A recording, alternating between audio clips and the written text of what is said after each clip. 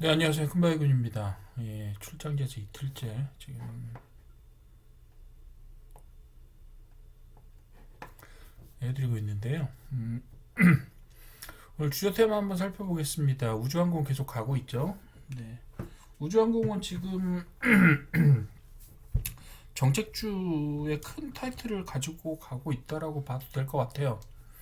매년 예산도 조금씩 늘고 있고 계속해서 누리호도 발사하겠다고 하고 뭐 사업 그렇게 사업이 계속 돌아가다 보면 아무래도 이 위성산업, 위성체 만드는 곳이라든지 이런 쪽도 계속해서 탄력을 받을 수밖에 없습니다. 왜냐하면 자 발사는 하는데 어차피 뭐 우리나라에서 지금 상업적으로 발사체 자체가 상업적으로 남는 건 아니에요.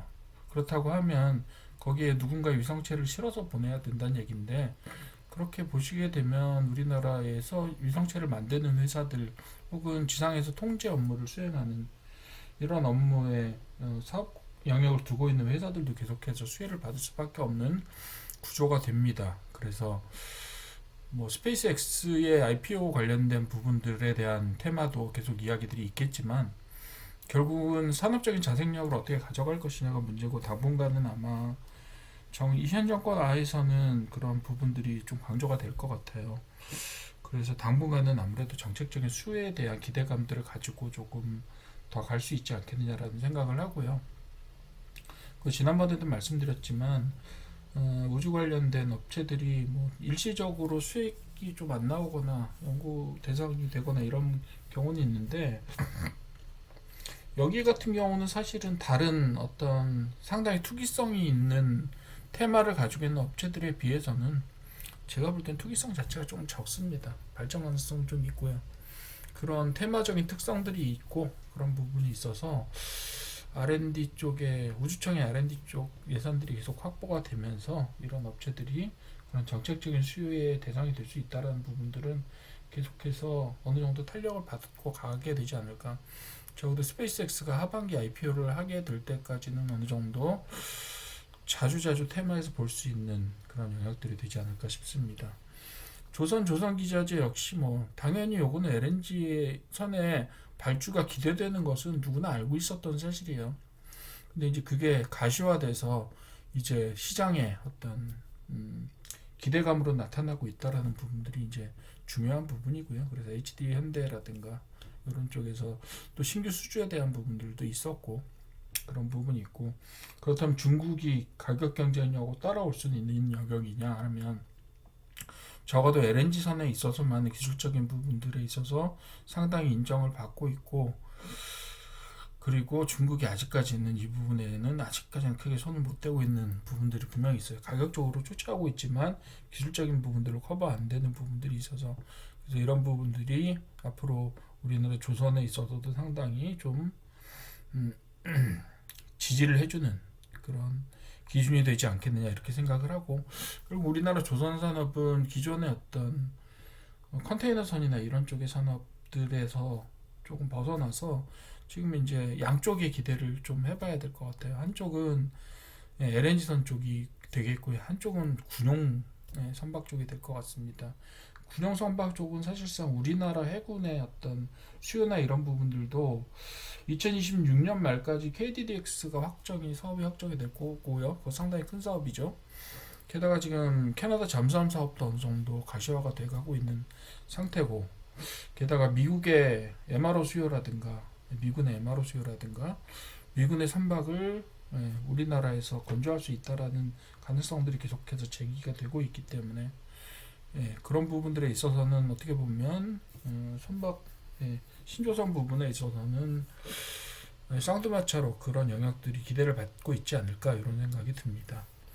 반도체 부분은 뭐 엔비디아 쪽에서 베라루빈 공개 예상이 됐었죠 어느 정도.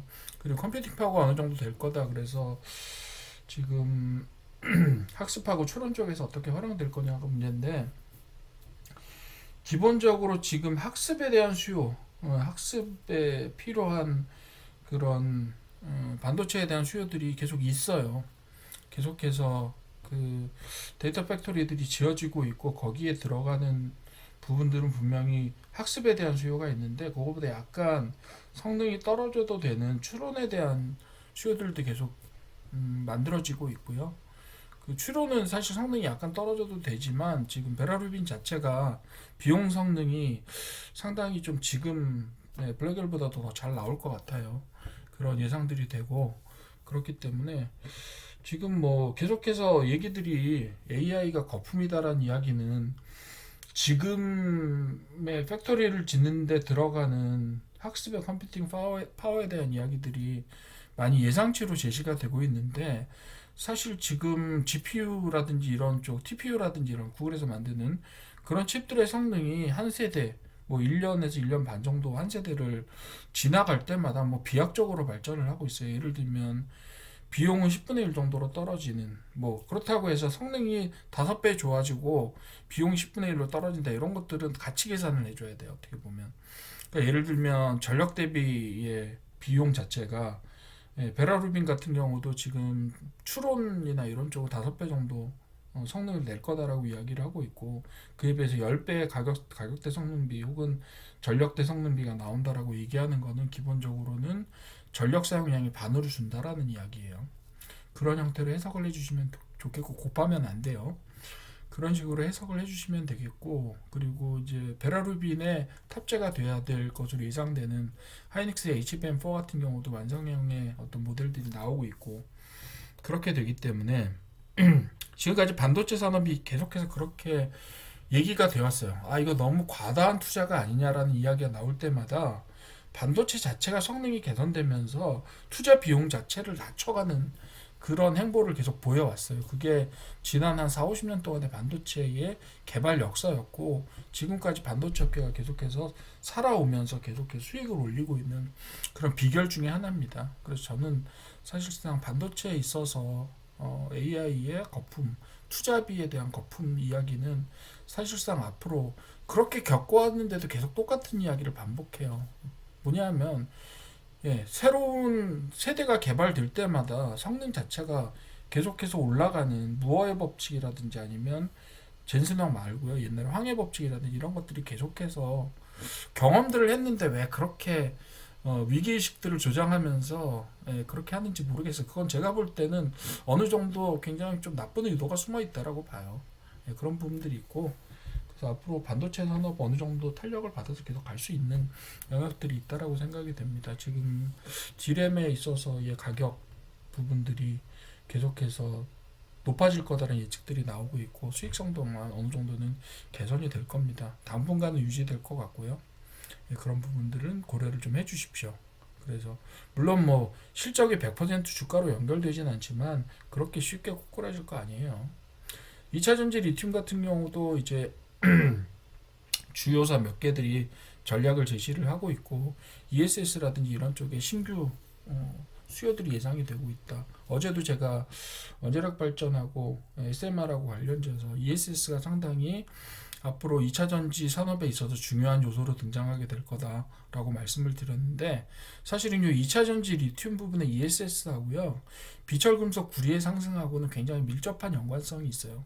도대체 2차전지와 비철금속이 무슨 상관이 있느냐, 이렇게 이야기하실 수도 있겠으나 사실은 어떻게 보면 대체제 관계이기도 하고요, 아니면 보완제 관계이기도 해요.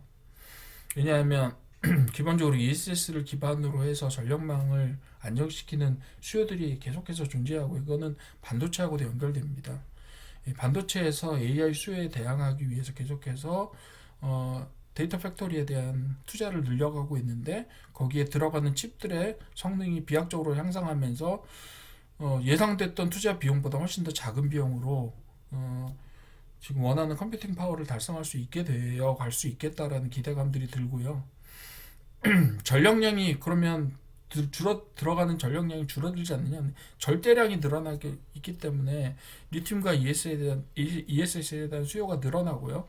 당연히 그런 전력망 수요를 기반으로 해서 전력 설비와 전선에 대한 수요가 늘어나고 있기 때문에 구리 가격이 계속 오르는 거고, 앞으로 수요가 계속 늘어날 거다라고 하는 그런 기대감들을 계속 갖고 가게 되는 거죠.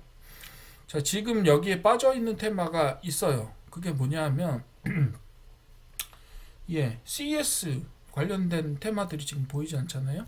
반도체는 보이고 있긴 한데 반도체가 결국 그 얘기 아니냐라고 얘기하는데, 지금 CES는 사실상 예, 초점 자체가 뭐 예를 들면 그냥 인공지능을 보여주는 면이 아니라 피지컬 AI 쪽으로 완전 전환이 되어 있기 때문에 그거는 잠재적으로 지금 발표되고 있는 CES에서 발표되고 있는 어떤 그런 경향성들 있잖아요. 예를 들면 아틀라스의 발표라든가 이런 것들이 조금 더 이슈화가 되게 되면 피지컬 AI 쪽도 좀 더 주목해 봐야 되는 잠재적인 테마가 되지 않을까라고 생각을 하고 있습니다. 그런 부분들 계속해서 주목해서 테마들 움직이는 동향들을 봐주시고요. 예, 예, 그렇게 하시면 될 것 같습니다.